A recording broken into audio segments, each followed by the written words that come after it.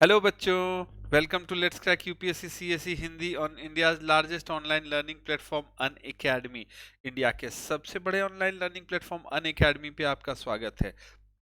बच्चों, आज जो हमारा टॉपिक ऑफ डिस्कशन है बड़ा ही इम्पोर्टेंट है, बहुत ज़्यादा चर्चा में है, बहुत सारी चीज़ें इससे जुड़ी हुई हैं। आप मेरे अन्य रिकॉर्डिंग्स और वीडियोज़ को देखेंगे तो भी आपको बहुत सारी चीज़ों की जानकारी मिल जाएगी। जैसे कि हम लोगों ने इंडिया की फॉरेन पॉलिसी पे एक क्लास ली है, जो आप जा सक कर कर के देख सकते हैं।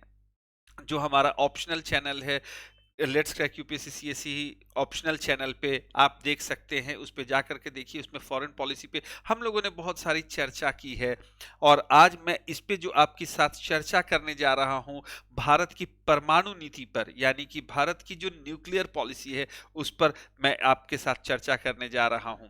बच्चों, ये है अन अकेडमी और मैं हूं निशांत श्रीवास्तव।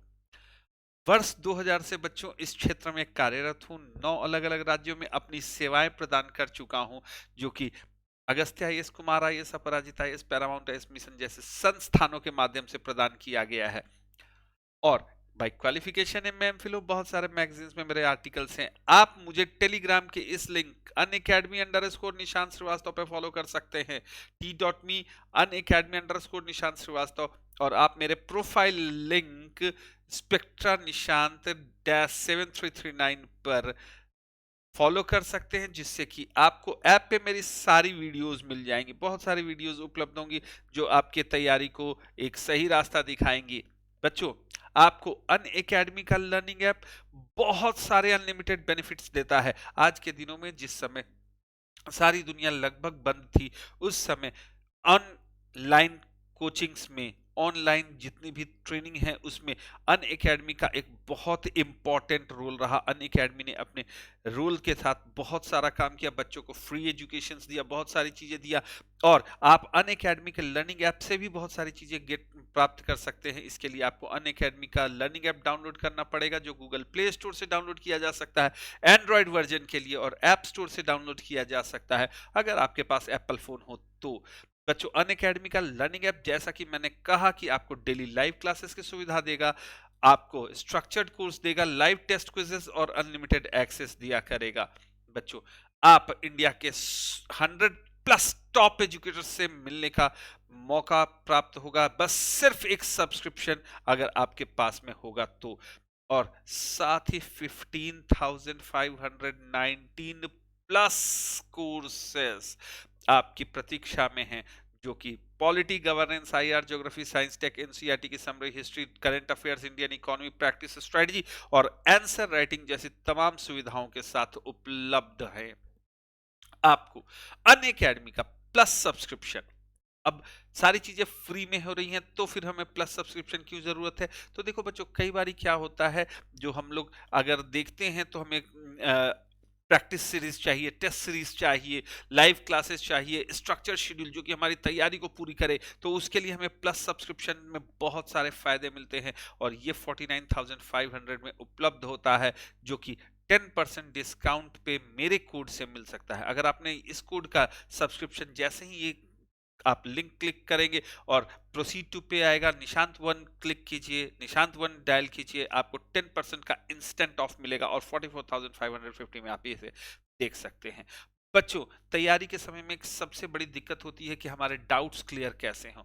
हमें कोई ऐसा व्यक्ति चाहिए जो कि हमारे डाउट्स, हमारी जितनी भी क्वेरीज है उसको उसी समय देन एंड देयर सॉल्व कर सके। इसलिए आइकॉनिक सब्सक्रिप्शन लाया गया है। बच्चों, आइकॉनिक सब्सक्रिप्शन का कॉस्ट आज बढ़ने वाला है। 31 जनवरी को ये इंक्रीज हो जाएगा, 31 जनवरी तक इसी में है, मतलब कल से ये इंक्रीज हो जाएगा।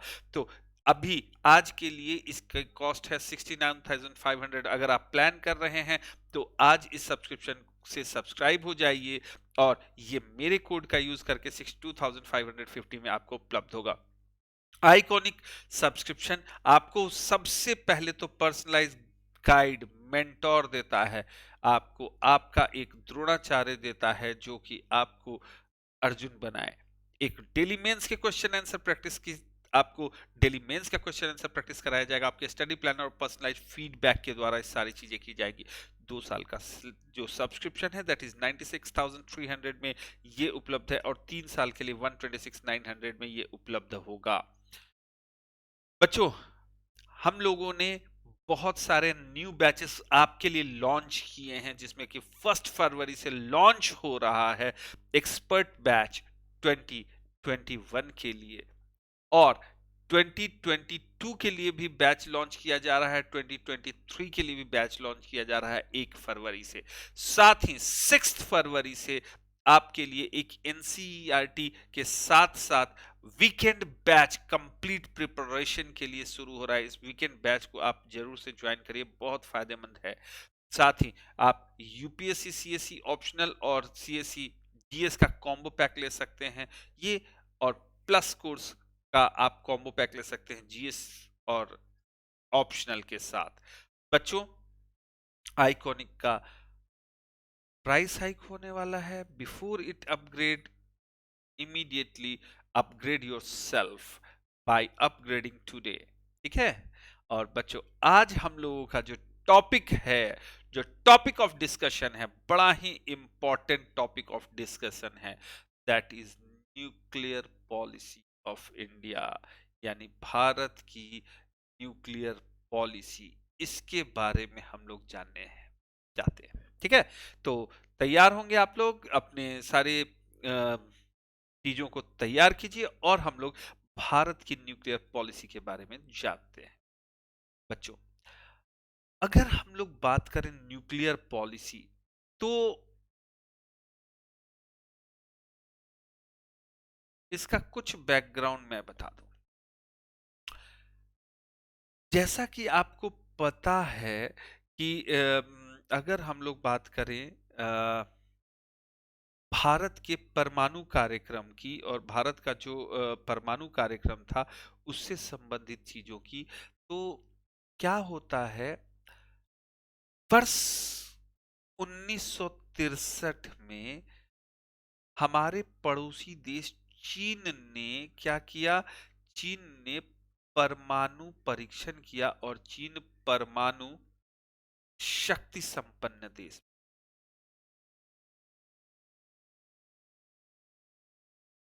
बैकग्राउंड से समझिएगा, बैकग्राउंड से समझना बहुत जरूरी है। आप मेरे फॉरेन पॉलिसी वाली क्लास को आप देख सकते हैं। फॉरेन पॉलिसी वाली क्लास को देखेंगे तो आपको मालूम चलेगा कि कैसे चेंजिंग सिनेरियो था, और इस चेंजिंग सिनेरियो में हमें क्या करना पड़ा, और इस चेंजिंग सिनेरियो में हमने क्या किया, ये आपको देखना पड़ेगा। तो देखो बच्चों, अगर मैं बात करूं भारत की स्वतंत्रता के बाद की, तो देखिए, भारत की जब स्वतंत्रता थी, तो स्वतंत्रता के बाद चूंकि हम लोग नवोदित राष्ट्र थे, ऐसे राष्ट्र थे जिसका अभी हाल ही में प्रादुर्भाव हुआ था, वैसे समय में हम लोगों ने क्या किया, हम लोगों ने एक तो किसी गुट का सदस्य बनने का प्रयास ही नहीं किया। हम लोग किसी गुट का सदस्य, चूंकि उस समय विश्व, जिस समय भारत स्वतंत्र हुआ था और द्वितीय विश्व युद्ध के बाद विश्व दो अलग अलग ध्रुवों में बटा हुआ था। वो दो ध्रुव थे, एक जो रूस के नेतृत्व में, अगर हम लोग बात करें तो रूस के नेतृत्व में समाजवादी दृष्टिकोण को अपनाने वाला देश एक गुट में थे, और दूसरे जो अमेरिका के साथ थे, और अमेरिका के साथ वो क्या कर रहे थे, वो पूंजीवादी दृष्टिकोण को स्वीकार कर रहे थे। मतलब विश्व दो गुटों में बटा हुआ था। भारत एक आदर्शवादी राष्ट्र बनना चाहता था। भारत ने अपने आइडियोलॉजी, हाई आइडियोलॉजी को देखा, और अपने उत्कृष्ट आइडियोलॉजी और आदर्शवाद के अनुसार इसने किसी भी गुट का भाग बनने को नहीं सोचा, और ये किसी भी गुट का पार्ट नहीं बना, किसी भी अगर हम लोग बात करें तो किसी भी गुट में शामिल नहीं हुआ। इसलिए गुट निरपेक्ष आंदोलन की नींव डाली। गुट निरपेक्ष का जो महत्व था, गुट निरपेक्ष में अगर हम लोग बात करें तो उसमें सबसे बड़ी बात कही गई थी कि हम लोग कोई भी परमाणु और हथियारों की होड़ में पार्टिसिपेट नहीं करेंगे। क्षेत्रीय शक्ति के रूप में अगर हम लोग देखें तो जो चीन है, चीन के साथ हमने क्या किया, चीन के साथ में हमने मित्रतापूर्ण संबंध रखा। हम लोग हमेशा इसको मित्रतापूर्ण संबंध के आधार पर डील करते रहे। आप इतना सोच लीजिए कि हमारे पास आई हुई हमने यूनाइटेड नेशन सिक्योरिटी काउंसिल की जो सीट है चीन को सौंप दी। हमने चीन को ये मौका दिया कि आप क्या कीजिए, आप यूएन के स्थायी सदस्यता में आप यहाँ पे महत्वपूर्ण भूमिका निभाइए, और अपने हाथ में आई हुई हम लोगों ने शक्ति को किसको सौंप दिया? चीन को सौंप दिया। और इसका कई बारी चीन ने हमारे ही खिलाफ दुरुपयोग किया है। वीटो पावर का, निषेधाधिकार के बारे में भी मैं यूएन की एक क्लास है, उस क्लास में मैं बता चुका हूँ। वीटो पावर सारी चीजें मैं पहले बता चुका हूँ। बस सिर्फ उसको यहाँ पे मैं कनेक्ट कर रहा हूँ और इस सारी चीजों को बता रहा हूँ। बच्चों, हम लोगों ने ये जब मित्रतापूर्ण नीति अपनाने की बात सोची और हम लोग यहाँ पे मित्रतापूर्ण कार्य कर रहे थे, उस समय हम लोगों ने चीन के दुर्भावनाओं को नहीं पहचाना। हम लोग क्या कर रहे थे? हम लोग चीन के साथ मित्रता में इतने हम चूंकि भारत एक आदर्शवादी राष्ट्र की भूमिका में था, तो इसने ये सोचा ही नहीं कि जो इनका पड़ोसी है उसके मन में क्या है। और भारत ने कभी भी चीन के साथ में हमेशा मित्रतापूर्ण ही व्यवहार रखने की कोशिश की। दूसरी तरफ अगर हम लोग देखें तो चीन के मंसूबे कुछ और थे। चीन ने 1962 में भारत पर हमला कर दिया, और भारत पे हमला करने के बाद चूंकि भारत ने अपनी सैन्य संगठन, अपनी सैन्य शक्ति पे उतना ज्यादा वर्क नहीं किया था। क्यों? क्योंकि ये सोच रहा था कि हम लोग किसी भी सैन्य शक्ति की होड़ में नहीं जाएंगे, हम लोग एक आदर्शवादी राष्ट्र बनेंगे, किसी भी तरह के परमाणु शक्ति पे हम लोग कार्य नहीं करेंगे। ये सारी चीजें क्या हो रहा था? भारत सोच रहा था। लेकिन इसके विपरीत क्या होता है? भारत चीन युद्ध हो जाता है। और इस भारत चीन युद्ध ने क्या किया? इस भारत चीन युद्ध ने भारत को अपनी नीति में परिवर्तन करने पे विवश किया, नीति के बारे में पुनर्समीक्षित करने पर विवश किया। हम लोग इस नीति की पुनर्समीक्षा करने लगे। हम लोग इस नीति को पुनः सोचने लगे कि ये नीति क्या है, किस नीति पे कार्य करना है। और इसी समय अगर आप देखते हैं तो ठीक एक वर्ष बाद 1963 में चीन ने परमाणु परीक्षण किया और चीन परमाणु संपन्न देश। अब ऐसी परिस्थिति जब हमारे चहुओर चारों तरफ अगर हम लोग देखते हैं तो क्या है? चारों तरफ दुश्मन, हमारे दुश्मन कहना उचित वर्ड नहीं लगता। ये है कि हमारे जो पड़ोसी हैं वो हमारे साथ में मित्र तो नहीं है, युद्ध हो चुका है। यहीं पे अगर हम लोग बात करते हैं तो यहाँ पाकिस्तान, यहाँ पे पाकिस्तान का अगर हम लोग देखते हैं तो पूर्वी पाकिस्तान और इधर चीन। और साथ ही क्या होता है? चीन की दोस्ती पाकिस्तान के साथ हो जाती है, चीन और पाकिस्तान का एक गठजोड़ हो जाता है। तो ऐसी दशा में भारत को अपनी नीति परिवर्तित करनी थी। भारत ने अपने आप को सैन्य संपन्न किया, अपने सैन्य शक्ति को बढ़ाया, और सैन्य शक्ति को बढ़ाने के साथ साथ भारत ने भी परमाणु क्षमता हासिल की। 1974 में पोखरण में भारत ने अपने आप को संपन्न किया परमाणु शक्ति से, और परमाणु शक्ति बन गया भारत। यहां तक विश्व में परमाणु की बात थी, बहुत सारे लोग परमाणु संपन्न रहे, बहुत सारे देशों में परमाणु जो हथियार हैं, और खासकर जो शीत युद्ध के दौरान में जो दो ध्रुवीय विश्व थे, उन लोगों ने परमाणु हथियारों का अपना होड़ बनाने का प्रयास किया।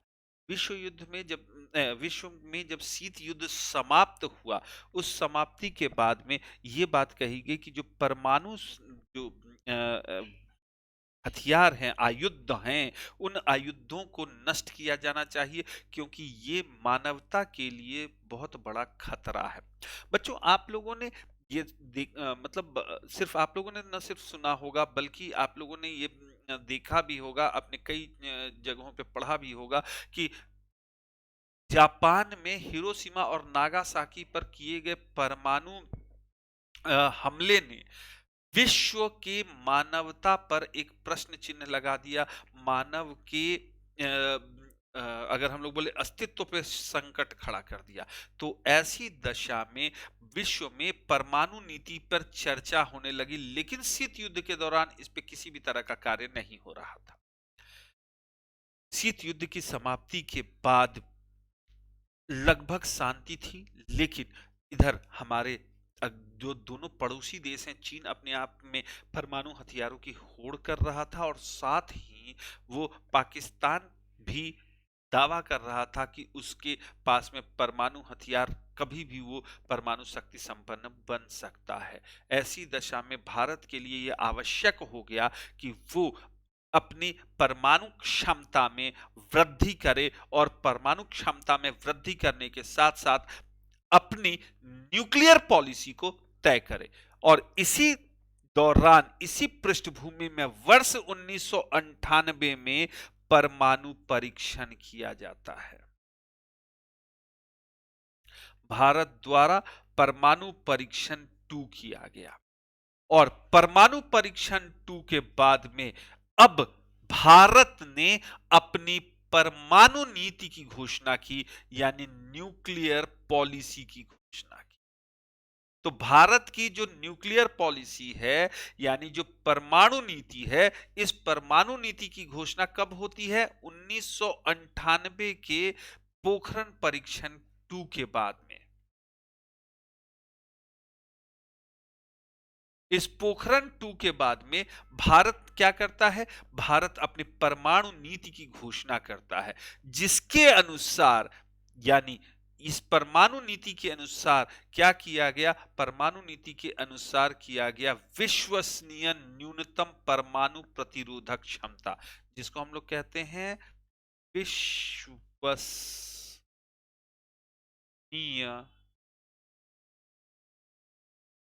न्यूनतम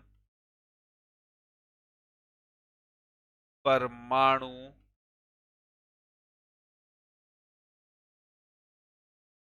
प्रतिरोधक क्षमता। ठीक है, जिसको अगर हम लोग इंग्लिश में कहें तो इंग्लिश में इसको कहा जाता है क्रेडिबल मिनिमम न्यूक्लियर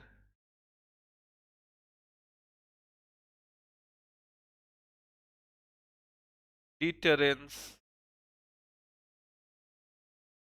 यानी न्यूनतम परमाणु प्रतिरोधक क्षमता।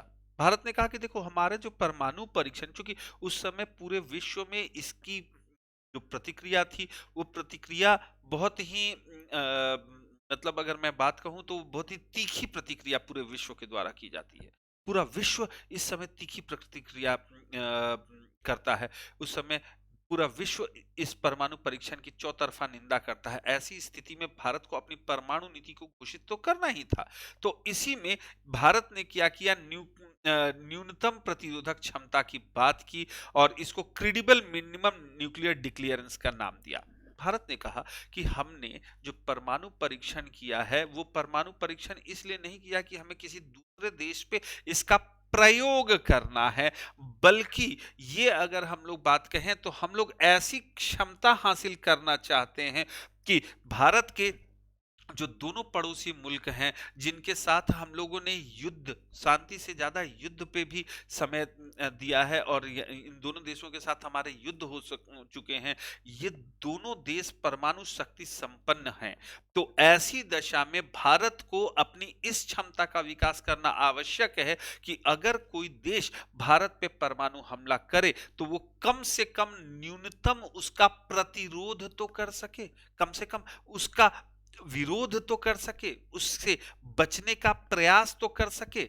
और इसीलिए भारत ने विश्वसनीय न्यूनतम प्रतिरोधक क्षमता, जिसको क्रेडिबल मिनिमम न्यूक्लियर डिटरेंस कहें, बोला कि इसका तो हम विकास करेंगे, हमें ये डेवलप करना होगा, हमें कम से कम इन न्यूनतम हथियारों का तैयारी करनी पड़ेगी, ताकि अगर अचानक से हमारे ऊपर किसी भी तरह का परमाणु हमला हो जाए तो वैसी दशा में हम अपनी रक्षा कर सकें। तो इसके लिए हम लोग क्या करेंगे? उस प्रतिरोधक क्षमता के विकास कार्यक्रम को करेंगे और हम लोग उस प्रतिरोधक क्षमता का विकास करेंगे। जो प्रतिरोधक क्षमता क्या कर रही होगी? जो प्रतिरोधक क्षमता हमारे जो अगर बात कहें कि हमारे ऊपर में कभी कोई परमाणु हमला होता है तो उस परमाणु हमले से हमें रक्षा करे, उस परमाणु हमले बचाए। समझ में आ गया? अब अगर हम लोग बात करें वर्तमान समय की, तो वर्ष 2018 में इस नीति में परिवर्तन।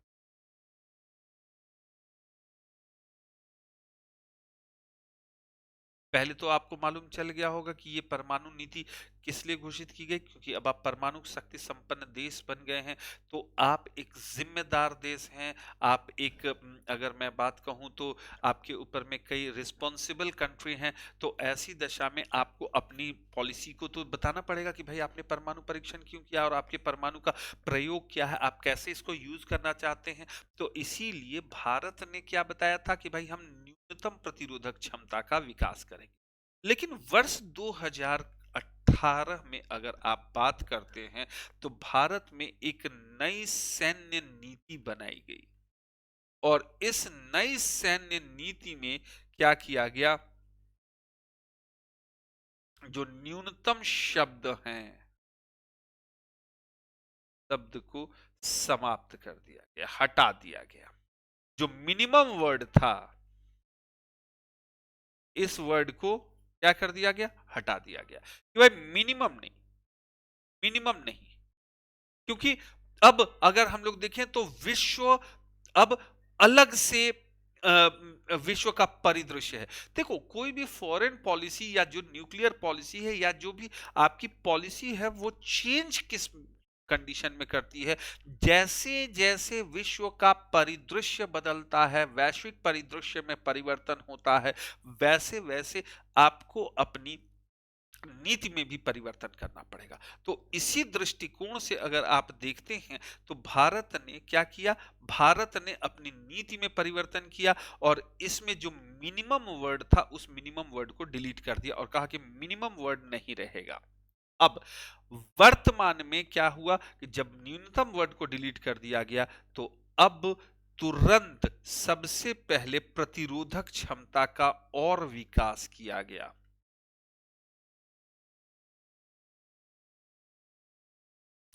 क्या बच्चों? और दोस्तों इस प्रतिरोधक क्षमता के विकास करने के साथ साथ हम लोगों ने क्या किया, हमने अपनी सेना में परमाणु हथियार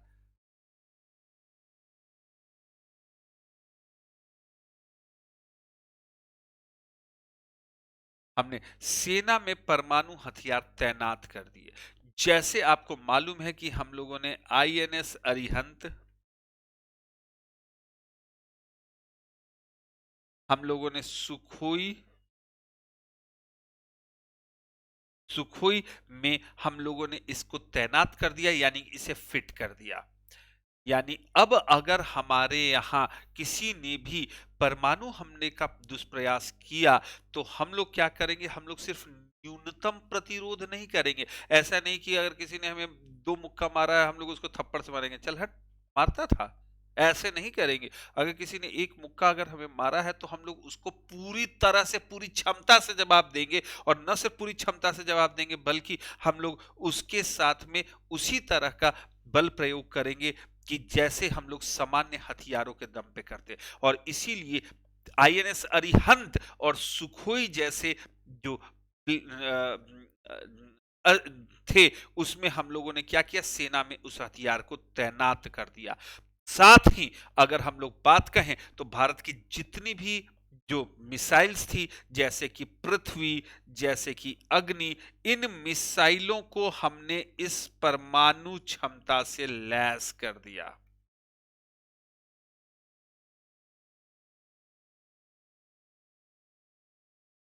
तो हमने पृथ्वी अग्नि जैसे जो भी मिसाइल्स है उसको क्या किया, परमाणु क्षमता से लैस कर दिया। साथ ही अगर हम लोग बात कहें तो हम लोगों की परमाणु नीति थी, जब 98 में परमाणु नीति की घोषणा की गई थी तो उसमें हम लोगों ने कहा था नो फर्स्ट यूज, यानी कि हम लोग पहले प्रयोग नहीं करें। कहने का मतलब था कि भारत ने ये कहा था कि भाई अ, हम लोग जो भारत है वो भारत क्या करेगा कि भारत कभी भी जो परमाणु हथियार है उस परमाणु हथियार का प्रथम प्रयोग नहीं करेगा। अर्थात किसी भी देश में अगर युद्ध हो रहा होगा तो हम लोग फर्स्ट इनिशियली हम लोग परमाणु प्रयोग नहीं करेंगे, हम लोग परमाणु हथियार से उस पे हमला नहीं करेंगे।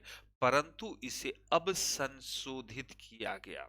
अब भारत ने इसे संशोधित कर दिया और परमाणु संशोधित कर करके क्या कहा गया? कहा गया कि अगर जैव रासायनिक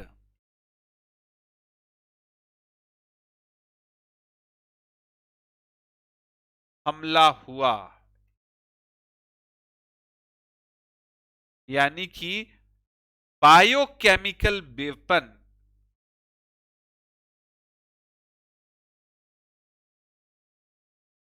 जैसे पहले तो एक चीज जान लो, प्रथम प्रयोग नहीं का मतलब क्या होता है? मतलब यह होता है कि हम लोग फर्स्ट परमाणु बम किसी पे नहीं छोड़ेंगे। अगर किसी ने परमाणु बम हम पे छोड़ा तो हम छोड़ेंगे, लेकिन अब इस लेकिन इसका मतलब हुआ कि अगर कोई भी अन्य हथियार का प्रयोग करेगा तो हम लोग परमाणु बम तो नहीं छोड़ेंगे। देखिए, अब इसे संशोधित कर करके किया गया क्योंकि इसके पीछे रीजन है कि हमारे कई पड़ोसी देशों ने ये दावा किया है कि हम उनके पास में जैव रासायनिक हथियार हैं और जैव रासायनिक हथियार भी उसी प्रकार बहुत गहरा आघात पहुंचाते हैं जैसे कि परमाणु बम। तो इसलिए भारत ने अपनी नीति को संशोधित करते हुए कहा कि अगर हमारे ऊपर में जैव रासायनिक हमला हुआ, बायोकेमिकल प्रयोग भी हुआ, तो हम लोग क्या करेंगे? भारत परमाणु बम का प्रयोग।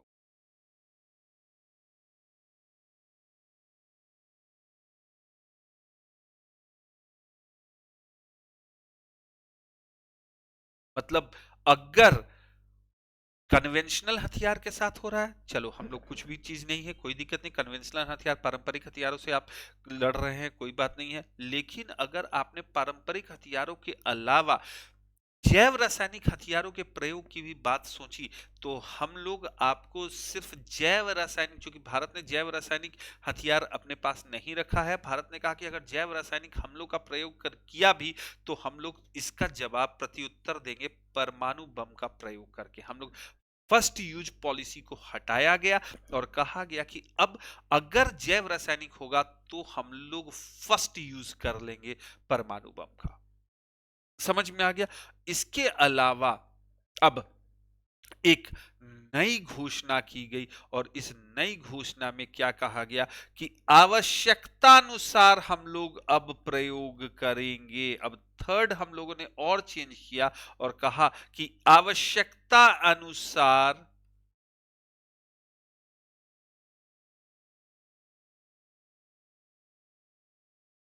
परमाणु प्रयोग।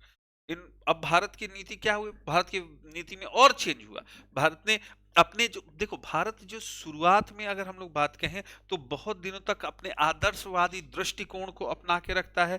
पूरे आदर्श को इन्होंने बहुत एक ऊंचे आयाम के आदर्श को रखा, लेकिन इस ऊंचे आयाम के आदर्श का प्रतिफल क्या मिला? आप देखते हैं कि 1962 में चीन ने हम पर हमला कर दिया, चीन के साथ युद्ध हुआ, कई बारी पाकिस्तान के साथ हमारे युद्ध हो चुके हैं। तो अब नेशनल इंटरेस्ट के लिए, राष्ट्रीय हित के लिए और आपको क्या करना पड़ता है? अपनी समय समय पे नीतियों की समीक्षा करनी पड़ती है और नीतियों की समीक्षा करने के साथ साथ नीतियों का प्रयोग करना पड़ता है। ऐसी ही दशा में आप जब देखते हैं तो क्या किया जाता है? ऐसी दशा में परमाणु नीति का प्रयोग और परमाणु नीति में बदलाव की आवश्यकता महसूस होती है। जब परमाणु नीति शुरू में बनाया गया था तो उस समय जो विश्व की तीखी प्रतिक्रिया थी, उस प्रतिक्रिया को शांत करने के लिए हम लोगों ने क्या कहा? हम लोगों ने मिनिमम डिफरेंस पॉलिसी अपनाने की बात की। हम लोगों ने कहा कि भाई न्यूनतम प्रतिरोधक क्षमता, कि हम लोग हमारे ऊपर में किसी भी तरह का हमला होगा तो हम उस हमले से बचे कैसे? तो हमारे पास में परमाणु शक्ति होनी चाहिए, हमारे पास में ऐसे परमाणु हथियार होने चाहिए जो हमें हमारे बहुत बड़े नुकसान से बचा सके, इसलिए हमें परमाणु शक्ति संपन्न बनाइए। ये चीज तो हम लोगों ने कहा। उसके बाद अगर आप देखते हैं तो जैसे वैश्विक स्थिति में परिवर्तन आता है और वैश्विक स्थिति में परिवर्तन के अनुसार हम लोगों ने सबसे पहला काम किया कि भाई हम लोगों ने न्यूनतम शब्द पहले तो हटाया। हम लोगों ने कहा कि न्यूनतम शब्द नहीं, अगर कोई हमारे ऊपर में परमाणु हमला करने की बात सोचेगा तो सिर्फ हम उनका न्यूनतम प्रतिरोध नहीं करेंगे, बल्कि हम लोग उनको उन्हीं के भाषा में और उनसे तगड़ा जवाब देंगे। जो कहा जाएगा कि जवाब दिया जाएगा और तगड़ा जवाब दिया जाएगा। बाद में इसमें क्या किया गया, जैसे कि हम लोगों ने दूसरी पॉलिसी ये बनाई थी अपनी परमाणु नीति में कि हम लोग प्रथम प्रयोग नहीं करेंगे, इसको भी संशोधित किया गया। कहा गया कि प्रथम प्रयोग हम लोग नहीं करेंगे, लेकिन अगर जैव रासायनिक हमला होता है तो जैव रासायनिक हमला बायोकेमिकल वेपन के प्रयोग में भारत प्रत्युत्तर में परमाणु बम का प्रयोग करेगा। और सबसे बड़ी बात कि प्रथम प्रयोग नहीं करने की जो हमारी बाध्यता है वो समाप्त करने के साथ साथ हमने कहा कि हम आवश्यकता अनुसार अब इसका प्रयोग करेंगे। ये भारत की नई नीति रही। अब हम लोग चर्चा करते हैं कि इस नई नीति का प्रभाव क्या पड़ता है। तो देखो बच्चों, अगर हम लोग बात करें तो जो भारत के साथ साथ चीन की भी पॉलिसी थी कि नो फर्स्ट यूज, चीन ने भी नो फर्स्ट यूज की बात की। लेकिन अगर हम लोग बात करते हैं तो चीन ने तो भारत के साथ मित्रतापूर्ण संधि की थी, भारत के साथ मित्रतापूर्ण एक लिटरल टॉक हुआ था और भारत ने इसी दोस्ती के गिफ्ट के रूप में अगर हम लोग बात कहें तो यूएन की परमानेंट सीट भी भारत ने उनको प्रदान करा दी। लेकिन उसने क्या किया, उसने भारत की इस चीज का बदला कैसे दिया, तो उसने भारत पे ही हमला कर दिया। तो नो फर्स्ट यूज की चीन की पॉलिसी है, लेकिन उसकी पॉलिसी में कभी भी परिवर्तन हो सकता है, वो अपनी पॉलिसी को कभी भी चेंज कर लेता है और वो कई बारी विश्व के नियमों का भी उल्लंघन करता है। यद्यपि वो, अगर आप देखते हैं तो यूएन का परमानेंट मेंबर होने के बावजूद कई ऐसे चीजों को करता है। तो इसलिए जो चीन ने नो फर्स्ट यूज पॉलिसी अपनाई है, उस नो फर्स्ट यूज पॉलिसी पे हम लोग भरोसा तब तक कर सकते हैं जब तक कि चीन का अपना कोई हित न टकराने लगे। तो चीन ने जो नो फर्स्ट यूज सिद्धांत को माना है, तो भारत की नीति के परिवर्तन का प्रभाव चीन पे भी पड़ेगा। चीन क्या करेगा, चीन भी हो सकता है कि नो फर्स्ट यूज हटा ले। हालांकि अगर हम लोग बात करें तो भारत का ये जो प्रभाव है, वो प्रभाव चीन भारत और चीन के बायलिटरल टॉक्स में, आपसी विश्वास में ये रहा है कि भाई एक दूसरे पे हम लोग परमाणु जो समझौता है उस समझौते के अनुसार हमला नहीं करेंगे। लेकिन भारत ने अपनी चिंता से चीन को भी अवगत कराया है कि भारत के जो आसपास में कई ऐसे पड़ोसी हैं जिन्होंने पड़ोसियों से भी ज्यादा परेशानी कहाँ पे है कि वहां पे कई ऐसे अराजक तत्व हैं और आतंकवादी संगठन हैं जो भारत के विनाश का और भारत के नुकसान पहुंचाने का सारा कार्य कर रहे होते हैं। वैसी दशा में उनको रोकने के लिए और उनके कोई भी अगर हमला होता है तो उस हमले से बचने के लिए क्या करना पड़ेगा, तो भारत को प्रथम प्रयोग करना पड़ेगा। तो इसलिए भारत ने अपनी नीति स्पष्ट की है और भारत ने कहा है कि ये जो नो फर्स्ट यूज है, ये हम लोगों ने क्षेत्रीय स्थिरता को प्रभावित करने के उद्देश्य से नहीं किया है,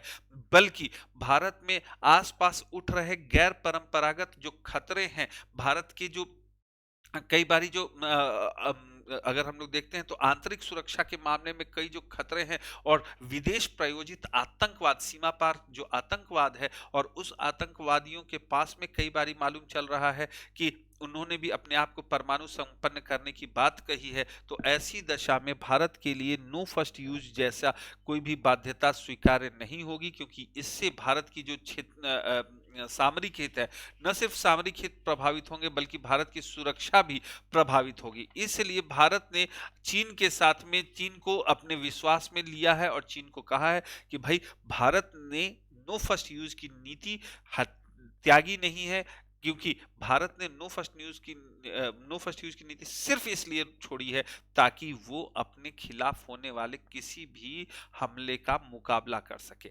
बच्चों, भारत परमाणु हथियारों के निर्माण के बावजूद ये मानता है कि विश्व में परमाणु हथियारों की होड़ नहीं होनी चाहिए और भारत का कहना है कि अगर विश्व के सभी देश, विश्व के अन्य देश जो परमाणु शक्ति संपन्न हैं, वो परमाणु शस्त्र को समाप्त करने, परमाणु क्षमता को नष्ट करने की बात स्वीकार करते हैं, तो भारत भी इसमें पीछे नहीं हटेगा और भारत भी अपने परमाणु शस्त्रों को जैसा विश्व समाप्त कर रहा होगा, वैसे भारत भी इसको समाप्त करेगा और इसे नष्ट करेगा। तो बच्चों, ये भारत की परमाणु नीति में परिवर्तन हुआ है। अब भारत की परमाणु नीति किस तरह की हो गई है? भारत की परमाणु नीति सक्रिय परमाणु नीति के रूप में बदल गई है। भारत ने कहा है कि भई, एक तो सबसे पहली चीज़ कि अगर हम पे गैर परंपरागत हथियारों के अलावा कोई भी अन्य हथियारों से हमला होगा तो भारत उसका जवाब किससे देगा? परमाणु हथियारों के हमले से देगा। साथ ही अगर भारत की सुरक्षा पे किसी भी तरह का प्रश्न चिन्ह लगता है, तो भारत नो फर्स्ट यूज की पॉलिसी को मानने के लिए बाध्य नहीं है। भारत इसका प्रथम प्रयोग भी कर सकता है और अपने अगर कोई भी जो नागरिकों की रक्षा के लिए इस प्रयास को करेगा। बच्चों, भारत की न्यूक्लियर पॉलिसी में जो चेंजेस हुए हैं उसके विषय में आपको पता चल गया होगा। आपको ये मालूम चल गया होगा कि भारत की परमाणु नीति करने की क्या आवश्यकता पड़ी, क्यों ये पॉलिसी बनी और क्या इसका बैकग्राउंड था। तो आशा करता हूं कि आप लोगों को ये चीजें समझ में आई होंगी और आपको ये चीज बहुत क्लियर हुई होगी। आप मेरे अन्य वीडियोस भी देख सकते हैं। बच्चों, मेरे अन्य वीडियो को देखेंगे तो उसमें मैंने यूनाइटेड नेशंस ऑर्गेनाइजेशन के विषय में बहुत विस्तृत आप लोगों को बताया है। कई विवाद के बारे में मैंने बताया है, जिसमें दक्षिण चीन सागर विवाद हम लोगों ने पढ़ा है, हम लोगों ने सर क्रीक विवाद पढ़ा है, हम लोगों ने तीस्ता रिवर विवाद पढ़ा है, हम लोगों ने सिंधु रिवर विवाद पढ़ा है। तो बहुत सारे चीजों को मैंने पढ़ाया, आप लोग उसको देखिए। मैंने बच्चों भारत की जो विदेश नीति है उसमें क्या आमूलचूल परिवर्तन हुए हैं, क्या रहा है हमारे यहाँ शुरुआत से लेके अब तक नीतियों में परिवर्तन, इन सब की भी मैंने क्लासेस ली हैं। आप जरूर उन वीडियोस को देखिए, वो आपके मेंस पॉइंट ऑफ व्यू से बहुत ही बड़ा आपको फायदा पहुंचाएंगे, आपके नॉलेज को इन्हांस करेंगे। बच्चों, आशा करता हूं कि आप लोगों को ये चीजें और ये क्लासेस बहुत पसंद आई होंगी। तो इस वीडियो को लाइक करना ना भूलें, इसको शेयर करें और सब्सक्राइब करें। और बच्चों, अगर आप प्लान कर रहे हैं सब्सक्रिप्शन लेने की, तो निशांत वन का प्रयोग करें। निशांत वन का प्रयोग आपको 10% इंस्टेंट ऑफ देगा। और आप मुझे t.me/unacademy_ Nishant Shrivastava Telegram link पे फॉलो कर सकते हैं और मेरे प्रोफाइल लिंक @spectra निशांत 7339 पर आप मुझे फॉलो कर सकते हैं। बच्चों, आज के लिए इतना ही। फिर से आपके साथ मुलाकात होती है। एक मैंने और आज ही एक नया वीडियो भी बनाया है, उसमें हम लोग नैम यानी नॉन अलायंस मूवमेंट यानी गुट निरपेक्ष आंदोलन, कैसे नैम 1 से नैम 2 का परिवर्तन है, उसके बारे में बताया है। आशा करता हूं आप उसको भी उसी तरह से देखेंगे जैसे इस वीडियो को देख रहे हैं। धन्यवाद आपका बच्चों, बहुत बहुत धन्यवाद।